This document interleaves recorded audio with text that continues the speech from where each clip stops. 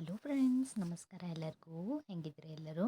Welcome back to my channel. So ಇವತ್ತು ನಾನೊಂದು super ಆಗಿರೋ ರೆಸಿಪಿ, ಮಕ್ಕಳಿಗೆಲ್ಲ ತುಂಬಾ ಇಷ್ಟ ಆಗುವಂಥ ರೆಸಿಪಿನ ನಾನು ತೊಗೊಂಡು ಬಂದಿದ್ದೀನಿ. ನಾವು ಏನು ಮಾಡ್ತೀವಪ್ಪ ಅಂತ ಹೇಳಿದರೆ, ಮಕ್ಕಳಿಗೆಲ್ಲ ಇತ್ತೀಚೆಗೆ ನಾವು ಹೊರಗಿನ ಕೇಕ್ ಆಗಿರ್ಬೋದು, ಸೊ ಅದನ್ನೆಲ್ಲ ನಾವು ಕೊಡ್ತಾ ಇರ್ತೀವಿ.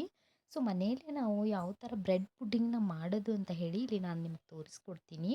ಓಕೆನಾ? ತುಂಬಾ ಟೇಸ್ಟಾಗಿರುತ್ತೆ, ಮಕ್ಕಳಿಗಂತೂ ತುಂಬಾ ಇಷ್ಟ ಆಗುತ್ತೆ. ಇಲ್ಲಿ ನಾನು ಕ್ಯಾರಮೆಲ್ ಮಾಡೋದಕ್ಕೆ ಒಂದು 2 ಸ್ಪೂನಷ್ಟು ಸಕ್ಕರೆನ ಹಾಕ್ಕೊಂಡಿದ್ದೀನಿ ಫ್ರೆಂಡ್ಸ್. ನೀವು ಕ್ವಾಂಟಿಟಿ ನೋಡಿ ತೊಗೋರಿ, ಓಕೆನಾ? ಸೊ ಒಂದು 2 ಸ್ಪೂನಷ್ಟು ಸಕ್ಕರೆ ಆದಮೇಲೆ ಒಂದು ಸ್ಪೂನಷ್ಟು ನೀರನ್ನು ಹಾಕ್ಕೊಂಡಿದ್ದೀನಿ ನಾನು. ಸೊ ಇದು ಚೆನ್ನಾಗಿ ಕರಗಬೇಕು ಫ್ರೆಂಡ್ಸ್. ಚೆನ್ನಾಗಿ ಕರಗಾದ್ಮೇಲೆ ಅದು ಕಲರ್ ಬರುತ್ತೆ. ಇವಾಗ ನಾನು ತೋರಿಸ್ತೀನಿ ನಿಮಗೆ. ಆ ಥರ ನಿಮಗೆ ಕಲರ್ ಬಂದಂದರೆ ನೆಕ್ಸ್ಟ್ ಹೇಳ್ತೀನಿ ಏನು ಮಾಡೋದು ಅಂತ ಹೇಳಿ, ಓಕೆನಾ? ಸೊ ತುಂಬಾ ರುಚಿಯಾಗುತ್ತೆ. ಈಗ ನಾವು ಹೊರಗಡೆ ಕೇಕ್ ಎಲ್ಲ ಕೊಡೋದ್ರಿಂದ ಅಷ್ಟೊಂದೇನು ಎಲ್ಲ ಹೆಲ್ದಿ ಇರಲ್ಲ. ಅವ್ರು ಹೆಂಗೆ ಮಾಡಿರ್ತಾರೆ ಏನೋ ಗೊತ್ತಿರಲ್ಲ. ನಾವೇ ಮನೇಲಿ ಈ ಥರ ಮಾಡಿ ಕೊಟ್ಟರೆ ಇಷ್ಟಪಟ್ಟು ತಿಂತಾರೆ. ಸೊ ಈ ಥರ ನೋಡಿರಿ, ಕಲರ್ ಬಂತು, ಬ್ರೌನ್ ಕಲರ್ ಆಯಿತು. ಸೊ ಇವಾಗ ಇದನ್ನಾದಮೇಲೆ ನಾವಿದನ್ನು ಒಂದು ಬೌಲಿಗೆ ಹಾಕ್ಕೊಂಡ್ಬಿಡೋಣ. ಓಕೆ. ಸೊ ಇವಾಗ ಬೌಲಿಗೆ ಹಾಕ್ಕೊಂಡಾದ್ಮೇಲೆ ಇದನ್ನು ನಾವು ಸ್ಪ್ರೆಡ್ ಮಾಡ್ಕೊಂಡು ಬಿಡೋಣ ಫ್ರೆಂಡ್ಸ್, ಓಕೆನಾ? ಸೊ ಇದನ್ನು ಸ್ಪ್ರೆಡ್ ಮಾಡ್ಕೊಂಡಾದ್ಮೇಲೆ ಇದನ್ನು ನಾವು ಏನು ಮಾಡೋಣ, ಸಪ್ರೇಟಾಗಿ ತೆಗೆದು ಇಟ್ಬಿಡೋಣ. ಅದು ಗಟ್ಟಿ ಆಗಲಿ ಅಲ್ಲಿವರೆಗೂ. ಓಕೆ. ಸೊ ಇಲ್ಲಿ ನೋಡ್ತಾ ಇರ್ಬೋದು ನೀವು, ಫುಲ್ ರೌಂಡ್ ಶೇಪ್ಗೆ ಇದನ್ನು ನಾನು ಸ್ಪ್ರೆಡ್ ಮಾಡ್ಕೊಳ್ತಾ ಇದ್ದೀನಿ. ಆ್ಯಂಡ್ ನೀವು ನಿಮ್ಮ ಮಕ್ಕಳಿಗೆ ಇದನ್ನೆಲ್ಲ ಮಾಡಿಕೊಡಿ. ತುಂಬಾ ಅವರು ಇಷ್ಟಪಟ್ಟು ತಿಂತಾರೆ, ಓಕೆನಾ? ಜಾಸ್ತಿ ಹೊರಗಡೆಯಿಂದ ಚಾಕ್ಲೇಟ್ಸ್ ಆಗಿರ್ಬೋದು, ಈ ಥರ ಕೇಕ್ಸ್ ಆಗಿರ್ಬೋದು ಎಲ್ಲ ಅವಾಯ್ಡ್ ಮಾಡಿ ಫ್ರೆಂಡ್ಸ್, ಓಕೆನಾ? ಓಕೆ. ಸೊ ಇವಾಗ ಇದನ್ನು ತೆಗೆದು ಸೈಡಿಗಿಡೋಣ. ಇವಾಗ ನಾವು ಬ್ರೆಡ್ ಪುಡ್ಡಿಂಗ್ ಮಾಡೋದಕ್ಕೆ ಏನೆಲ್ಲ ಬೇಕು, ಸೊ ಅದನ್ನು ನೋಡ್ಕೊಂಡು ಬರೋಣ, ಓಕೆನಾ? ಸೊ ಇಲ್ಲಿ ನಾನೊಂದು 3 ಬ್ರೆಡ್ನ ತೊಗೊಂಡಿದ್ದೀನಿ. ಸೊ ಈ 3 ಬ್ರೆಡ್ಡಲ್ಲಿ ನಾನು ಇದು ಏನು ಸಪ್ರೇಟಾಗಿ ಬ್ರೌನ್ ಕಲರ್ದಿದೆಯಲ್ಲ ಫ್ರೆಂಡ್ಸ್, ಅದನ್ನು ನಾನು ಸಪ್ರೇಟಾಗಿ ತೆಗೆದಿಟ್ಬಿಡ್ತೀನಿ, ಓಕೆನಾ? ಅದನ್ನು ನೀವು ಚೆಲ್ಲೋದಕ್ಕೆ ಹೋಗಬೇಡಿ. ಅದನ್ನು ನೀವು ಒಂದು ಸ್ವಲ್ಪ ರೋಸ್ಟ್ ಮಾಡಿ ಪೌಡ್ರ್ ಮಾಡ್ಕೊಂಡ್ಬಿಡಿ ಫ್ರೆಂಡ್ಸ್. ಅದೇನು ಬ್ರೌನ್ ಇದೆಯಲ್ಲ, ಅದು ನಿಮಗೆ ಬ್ರೆಡ್ ಕ್ರಮ್ಸ್ ಥರ ಆಗುತ್ತೆ, ಓಕೆನಾ? ಸುಮ್ಮನೆ ವೇಸ್ಟ್ ಮಾಡೋದು ಬೇಡ, ಓಕೆನಾ? ಇವಾಗ ಅದನ್ನೆಲ್ಲ ತೆಗೆದು ನಾನು ಸೈಡಿಗೆ ಇಡ್ತಾ ಇದ್ದೀನಿ. ಸೊ ಇಲ್ಲಿ ನೋಡ್ತಾ ಇರ್ಬೋದು, ನಾನು 3 ಬ್ರೆಡ್ನ ತೊಗೊಂಡಿದ್ದೀನಿ. ನೀವು ಕ್ವಾಂಟಿಟಿ ನೋಡಿಕೊಂಡು ಮಾಡ್ಕೊಳ್ಳಿ. ಇಲ್ಲಿ ನಾನು 3 ಬ್ರೆಡ್ಡಿಂದು ಕ್ವಾಂಟಿಟಿನ ನಾನು ನಿಮ್ಗೆ ತೋರಿಸ್ತೀನಿ. ಅದ್ರ ಮೇಲೆ ನೀವು ಡಬಲ್ ಆ್ಯಂಡ್ ನಿಮ್ಗೆ ಜಾಸ್ತಿ ಎಷ್ಟು ಬೇಕಪ್ಪ ಅಷ್ಟು ನೀವು ಮಾಡ್ಕೋಬೋದು. ಸಾರಿ ಫ್ರೆಂಡ್ಸ್, ದೊನೆ ಎಲ್ಲ ಕುಂತ್ಬಿಟ್ಟಿದೆ, ನೆಗಡಿಯಾಗಿದೆ, ಅಡ್ಜಸ್ಟ್ ಮಾಡ್ಕೊರಿ, ಓಕೆನಾ? ಸೊ ಇವಾಗ ನೋಡಿ, ಇಲ್ಲಿ ನಾನು ಒಂದು ಮಿಕ್ಸಿ ಜಾರನ್ನ ತೊಗೊಂಡಿದ್ದೀನಿ. ಈ ಮಿಕ್ಸಿ ಜಾರಲ್ಲಿ ಇವಾಗ ನಾನಿಲ್ಲಿ ಒಂದು 3 ಬ್ರೆಡ್ಡನ್ನು ನಾನೇನು ಸೈಡಿಗೆ ಅದು ಬ್ರೌನ್ ಕಲರ್ ಕಟ್ ಮಾಡಿ ಸಪ್ರೇಟ್ ತೆಗೆದಿಟ್ಟಿದ್ನಲ್ಲ, ಅದನ್ನು ತೆಗೆದು ಬರೀ ಬ್ರೆಡ್ ಅಷ್ಟೇ ಹಾಕ್ತಾಯಿದ್ದೀನಿ. 3 ಬ್ರೆಡ್ಡಿಗೆ ನಾನಿಲ್ಲಿ 1 ಸ್ಪೂನ್, 1ರಿಂದ 1.5 ಸ್ಪೂನಷ್ಟು ನಾನು ಸಕ್ಕರೆನ ಆ್ಯಡ್ ಮಾಡ್ತೀನಿ. ಜಾಸ್ತಿ ನಾವು ಸಕ್ಕರೆ ಎಲ್ಲ ಜಾಸ್ತಿ ಸಕ್ಕರೆ ತಿನ್ನಲ್ಲ, ಸೊ ಹಿಂಗಾಗಿ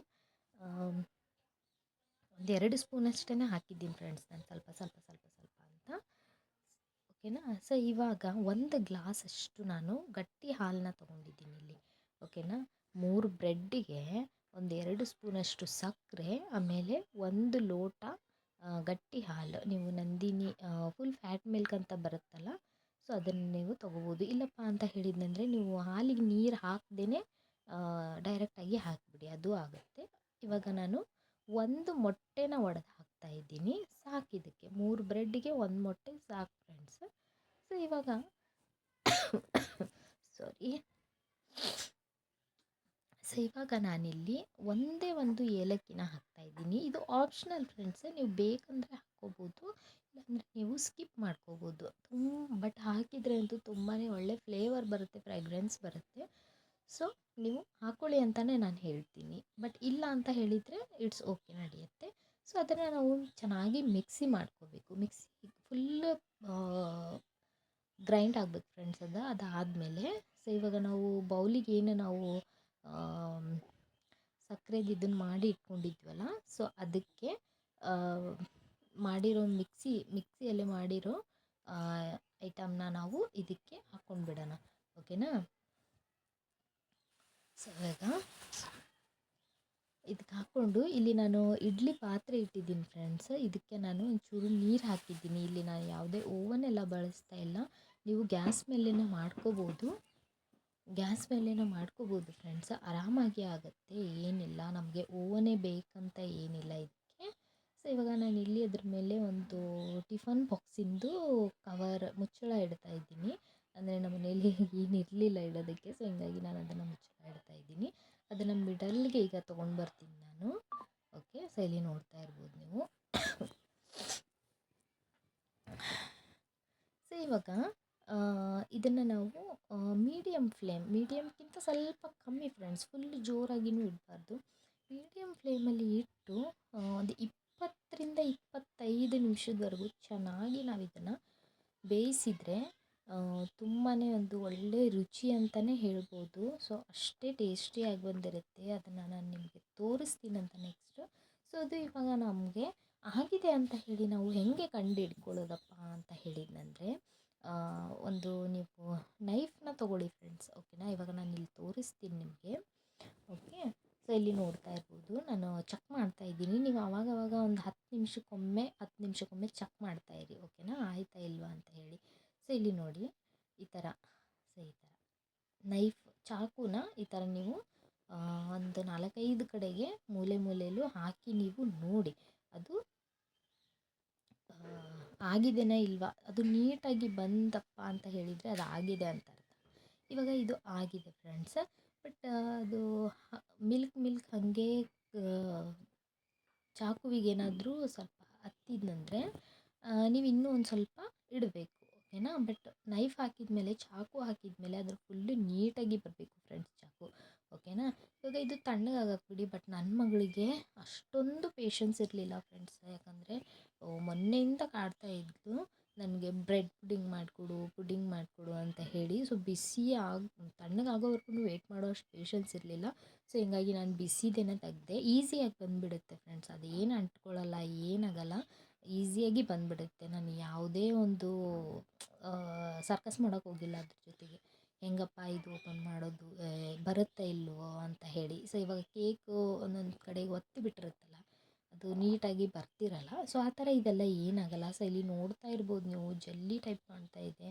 ತಿನ್ನೋಕ್ಕೂ ಅಷ್ಟೇ ರುಚಿಯಾಗಿತ್ತು ಫ್ರೆಂಡ್ಸ್. ಒನ್ ಟೈಮ್ ನೀವು ಟ್ರೈ ಮಾಡಿ ನೋಡಿರಿ, ನಿಜವಾಗ್ಲೂ ನಿಮ್ಗೆ ತುಂಬಾ ಇಷ್ಟ ಆಗುತ್ತೆ.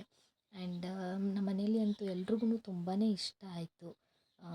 ಹೊರಗಡೆಯಿಂದ ತಂದು ತಿನ್ನಿಸೋದಕ್ಕಿಂತ ಮಕ್ಕಳಿಗೆ ಈ ಥರ ಮನೆಯಲ್ಲೇ ಮಾಡಿಕೊಟ್ರೆ, ನಾವು ನಮ್ಮ ಮನೇಲಿ ಹೈಜೀನಾಗಿ ಮಾಡಿರ್ತೀವಿ. ಆ್ಯಂಡ್ ಎಲ್ಲ ಫ್ರೆಶ್ ಐಟಮ್ಸ್ ಹಾಕಿರ್ತೀವಿ. ಅವರೆಲ್ಲ ಹೆಂಗೆ ಹಾಕಿರ್ತಾರೋ ಏನೋ ದೇವರಿಗೆ ಗೊತ್ತಿಲ್ಲ.